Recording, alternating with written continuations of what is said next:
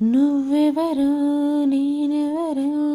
రాసినదెవరు మన కథలు నువ్వు నేను చేసినవా మన పేరున జరిగే పనులు ఇది మంచిదని అది చెడ్డదని తూకాలు వెయ్యగలవారెవరు అందరికీ చివరాఖరికి తుది తీర్పు ఒక్కడే పైవాడు అవుతున్న మేలు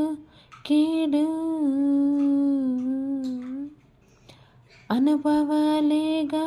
రెండు